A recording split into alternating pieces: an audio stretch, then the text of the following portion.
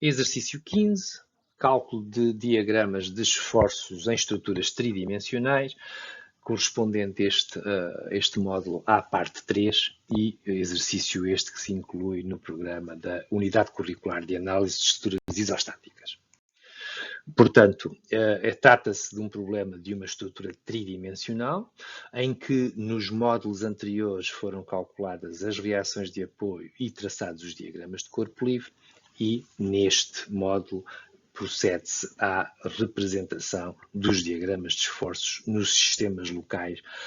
nos sistemas dos eixos locais fornecidos no problema. Portanto,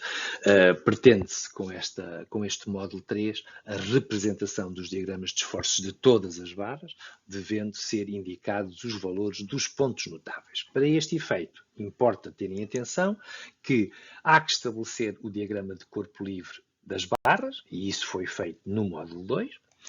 Há que atribuir uma orientação ao elemento, mas, em geral, já sabemos que os pilares são orientados de baixo para cima e as vigas da esquerda para a direita, embora nas estruturas tridimensionais aqui o direito e a esquerda se baralhem e, portanto, em geral, neste tipo de exercícios é fornecido o sistema de eixos locais com que se pretende a representação dos esforços, e neste caso assim é, e depois calcular as componentes segundo as barras e perpendicular a elas de todas as forças e cargas distribuídas, de forma a facilitar o cálculo em que vamos estar envolvidos. Para a determinação e representação dos diagramas de esforços, há que ter atenção que em estruturas tridimensionais são 6 os diagramas a representar, no diagrama de esforço axial, os diagramas de esforços transversos segundo x1 e x2, os diagramas de momentos fletores segundo x1 e x2 e o diagrama de momentos torsores. Os diagramas de esforço axial, de esforço transverso e de momento torsor são, sabemos nós, constantes se não existirem cargas no vão, são descontínuos se existirem cargas concentradas e são lineares se as cargas forem uniformemente distribuídas, sendo a inclinação igual ao valor da carga, isto no caso de cargas uniformemente distribuídas, e claro que, caso sejam de cargas triangulares, serão ainda de 1 grau acima, ou seja, de segundo grau. Os diagramas de momentos fletores são aqueles que são mais complexos, importa ter muito cuidado na sua execução. Chamo a atenção que são constantes quando não existem cargas transversais, são descontínuos se existirem momentos concentrados e têm pontos com derivada descontínua se existirem cargas transversais concentradas, são lineares entre cargas transversais concentradas ou momentos uniformemente distribuídos e, finalmente, chamo a atenção que são parabólicos em regiões com cargas transversais uniformemente distribuídas, tendo máximos ou mínimos quando o esforço transverso se anula, e até são de terceiro grau, caso as cargas sejam do tipo triangular, como a temos neste exercício. Para o traçado correto dos diagramas de esforços, é importante, naturalmente, estabelecer o sentido positivo para as barras da estrutura. No presente exercício, os eixos locais das barras estão definidas no enunciado, que eu aqui reproduzo, e, portanto, para cada barra é dito qual é o referencial sobre o qual devem ser representados os diagramas de esforços através da definição dos eixos x1, x2 e x3 associados a cada uma das barras. Aconselha-se, igualmente, a desenhar por planos as cargas e forças de ligação, portanto, relativos aos planos x2 e x3, que são aqueles onde nós podemos desenhar todos os esforços transversos segundo 2 que conduzem ao aparecimento de momentos segundo 1, e no plano x1, x3, ou seja, os esforços transversos segundo x1 que nos dão momentos segundo x2. Um pouco para ajudar à melhor clarificação e compreensão, resolvi adotar aqui um código de cores. As forças segundo x3 vão aparecer sempre a azul, as forças que estão no plano segundo x1 aparecem a vermelho e as forças que estão segundo x2 irão aparecer a verde, facilitando, portanto, de alguma maneira a compreensão do que é que contribui para quê. E, portanto, Ali está o meu referencial X1, X2, X3 com as 3 cores referidas. Esta barra AB apenas tem esforço segundo X3 e, portanto, aparecem as forças a azul, o que significa que quando eu represento as forças todas no plano X2, X3, apenas tenho o esforço axial, e a representação é idêntica quando eu represento no plano X1, X3 e, portanto, apenas também tenho as forças de 5 e verifico imediatamente que se tratam de soluções equilibradas e, portanto, boas soluções, soluções boas para poder representar os diagramas de esforços. Passando à representação dos diagramas de esforços da barra AB e, portanto, tendo por base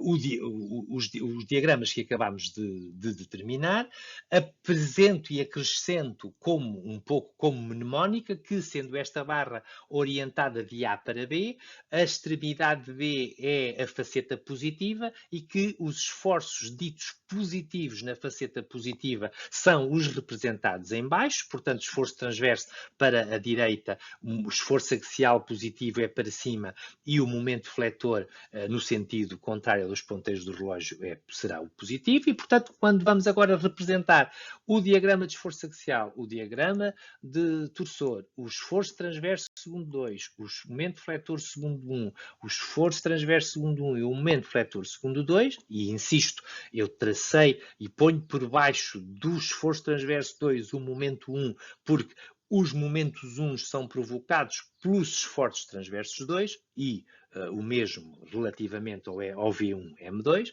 Portanto, esta barra apenas tem esforço axial, e é um esforço axial de compressão negativo. Portanto, na extremidade A temos menos 5, na extremidade B temos menos 5.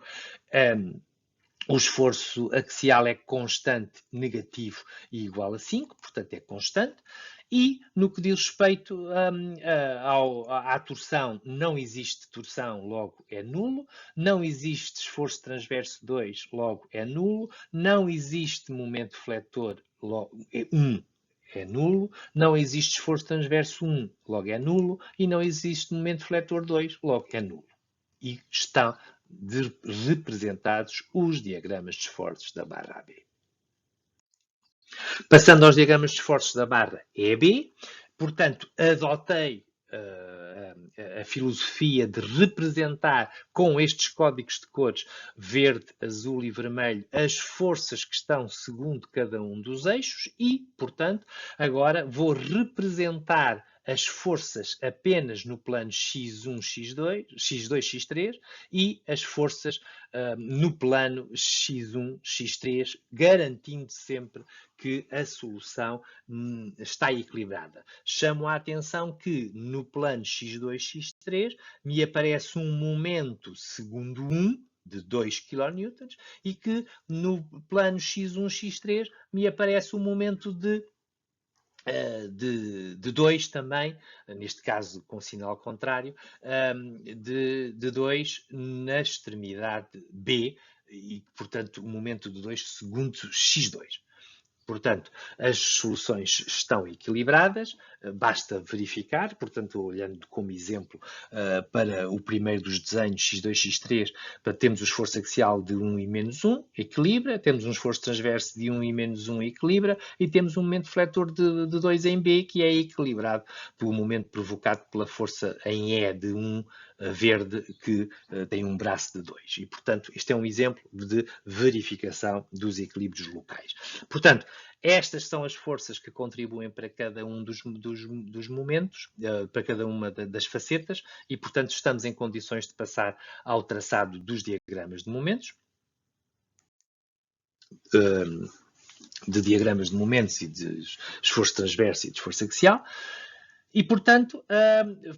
passo à representação novamente dos dois diagramas e acrescento como mnemónica os esforços positivos na faceta positiva, que neste caso é em B, da barra, por forma a não me enganar quando eu agora traçar os diagramas de esforços. São 6, mais uma vez: diagrama de esforço axial, diagrama de momentos torçores, esforço transverso segundo 2, momento fletor segundo 1, esforço transverso segundo 1 e momento fletor segundo 2, olhando para o que nos é dado. Portanto, segundo X3, nós temos apenas esforço axial, e o esforço axial de 1 à esquerda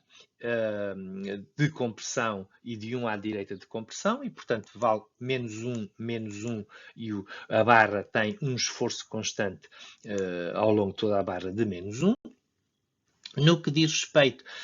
à torção, ela não existe, e portanto é 0,0 nesta barra, e portanto é nulo.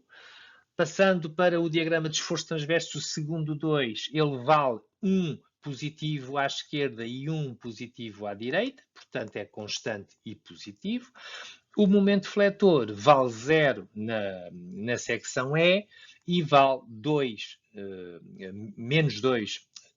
vale 2, peço desculpa, na secção B, positivo, e portanto será linear ao longo da barra. Quanto ao esforço transverso segundo 1, ele vale 3 positivo à direita, vale 5 negativo à esquerda, de onde é linear, sendo a inclinação desta reta igual à carga uniformemente distribuída de 4, e portanto é uma inclinação de 4, o que significa que se ele tem uma inclinação de 4, ou seja, desce 4 por cada um que avança, se tinha máximo de 3, se tinha um 3 na reação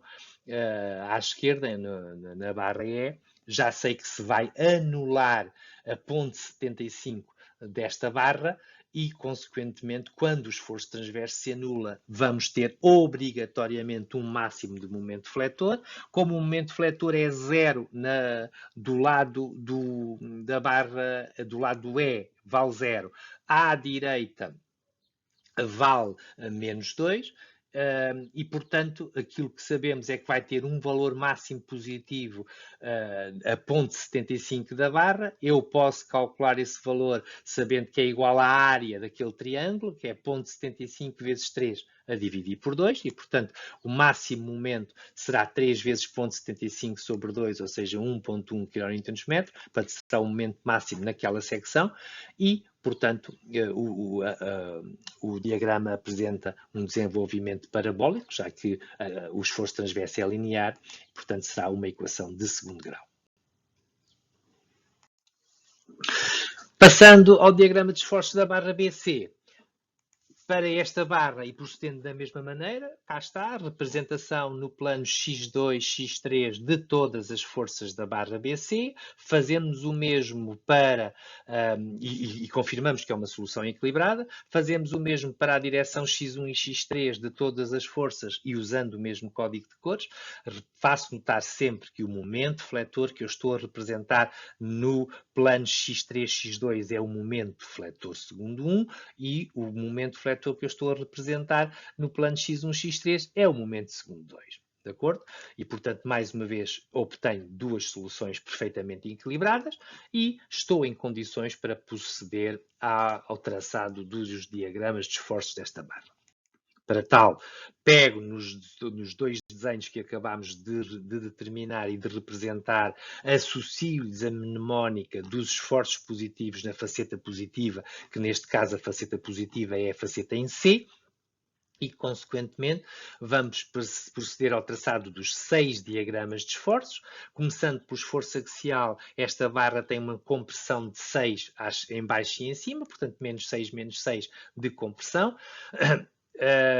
Relativamente à torção, tem um valor de 2 em baixo e valor de 2 em cima, e, portanto, menos, negativo, será menos 2, compressão constante. Passando para os esforços transversos, não há cargas no vão e, portanto, o esforço transverso na barra BC, no plano X3, X2, é negativo e vale menos 5, portanto, menos 5 é constante.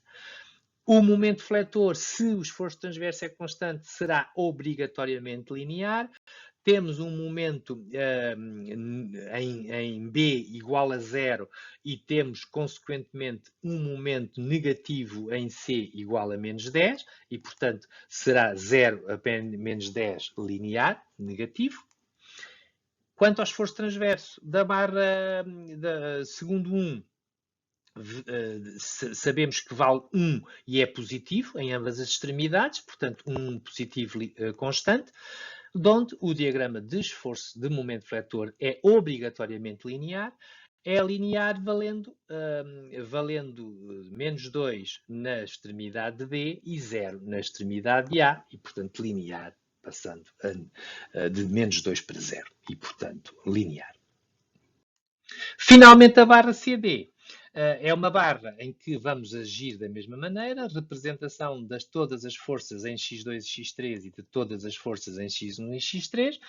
Garantimos que esta representação conduz a duas soluções equilibradas. Estamos em condições de representar os seus diagramas de esforços. Transpondo agora para a barra CD os dois diagramas a que acabámos de determinar e também a mnemónica relativa aos esforços positivos na faceta positiva, que neste caso é a secção D, temos que, quando representamos os 6 diagramas de esforços, no que diz respeito ao esforço axial, ele é de compressão ao longo de toda a barra e vale menos 5, menos 5. Portanto, é constante em toda a barra e é negativo. Não existe torção, portanto, é 0 em ambas as extremidades, o diagrama é nulo. No que diz respeito ao esforço transverso 2, ele vale à direita 6 positivo e à esquerda 3 positivo. Sabemos que, sendo a carga triangular, isto implica que o diagrama de esforço transverso é de segundo grau, e, portanto, será positivo e de segundo grau. Se o diagrama de esforço transverso é de segundo grau, o diagrama de momentos fletores é de terceiro grau, em que é negativo à esquerda em C igual a menos 10 e vai valer 0 à direita. E, portanto, será uma curva de terceiro grau a unir estes dois pontos. Do que diz respeito ao esforço transverso segundo 1, não existe, portanto, cargas nos vãos e, portanto, temos apenas um esforço transverso positivo de 1 ao longo de toda a barra, portanto, 1 e constante. E no que diz respeito ao momento fletor, se o esforço transverso é constante, ele será linear partindo de um valor negativo de menos 2 e chegando a 0. E, portanto, menos 2 linear até 0 e, portanto, o diagrama de esforços da barra CD é o apresentado aqui. E, portanto, em termos de conclusão, neste módulo concluiu-se a resolução do exercício 15, portanto, procedendo-se ao cálculo dos diagramas de esforços das barras, tendo-se apresentado um modelo de cálculo com base nas vistas segundo x1, x3 e x2, x3, que possibilita um melhor controle das variáveis em análise. Foi dado destaque à importância de representação conjunta dos diagramas de esforço transverso segundo 1 e momento fletor segundo 2 e do esforço transverso segundo 2 com o momento fletor segundo 1, dada a sua associação e dada as consequências que é o esforço transverso 1 que provoca o momento 2 e, consequentemente, é o esforço transverso 2 que provoca o momento fletor segundo 1, pela razão pela qual devem ser sempre representados justapostos.